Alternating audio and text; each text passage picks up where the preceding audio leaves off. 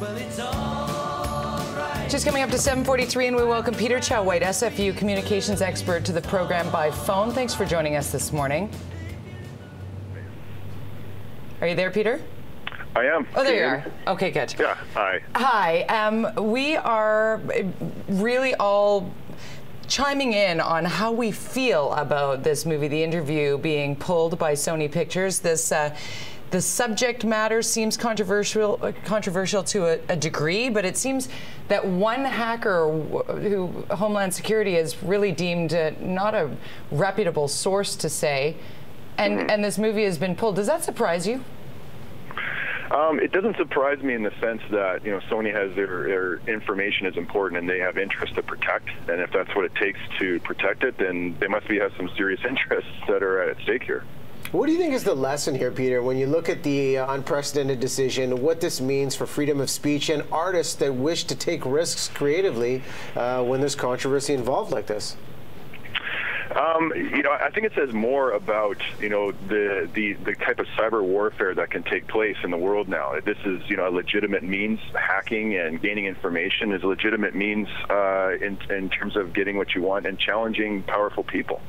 Would this, in your opinion, have anything to do with the whole rigmarole that Sony is dealing with on the greater level with regard to the hacking of their emails? Are they just trying to just stop the machine that seems to be feeding into this? Yeah, that's exactly what they're trying to stop. And if it takes, a low-level movie like this in order to do that, it seems like they're happy to. Security is a big question, and you talk about the cyber attacks that happen, the cyber terrorism with these threats on potential movie theaters if they screen the movie. What's the future here, Peter? Do you see this as a risk? Do you see this as a routine that we'll see if somebody doesn't like what they're seeing? Cyber attacks are the future, and how, in terms of security measures, how do you stay safe from this sort of thing? Well, I'm not sure I'd put it in sort of the category of terrorism. I mean, challenging, content or media content that people don't find tasteful, has been around since the beginning of movies and film and radio. That there's a long history of that. What this becomes is just the next iteration of that. I mean, the public groups have always challenged the pocketbook of companies, by going after advertisers, again, to pull their advertisements, all sorts of things.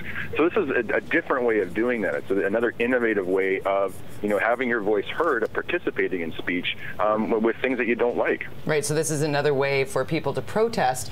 And interestingly, for me personally, I probably wouldn't have seen this movie, and now all of a sudden I'm thinking, I should probably see this movie. Do you believe this will create more hype? Well, I mean, as the adage goes, any press is good press.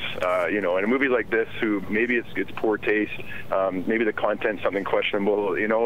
Some people will go see it out of curiosity. And others will see it. Hey, it brought to light something that they probably wouldn't want to see anyways. I mean, it sounds like a movie that probably has a lot of stereotypes. Do we need to see more of those?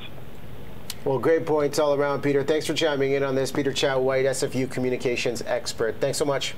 Yeah, thanks for having me. Also getting a lot of comments on social media this morning. Going to share those coming up because it seems as if people are on both ends of the spectrum about the content, about the risky nature of the plot line, and we're going to share those in just a few. So great to get Peter's perspective, though, how he just backs away from it being terrorism, and really how often have we seen people protest content of some sort? Yeah. This just seems like a greater reaction, and given what Sony's been dealing with on all those leaked emails, not a surprise.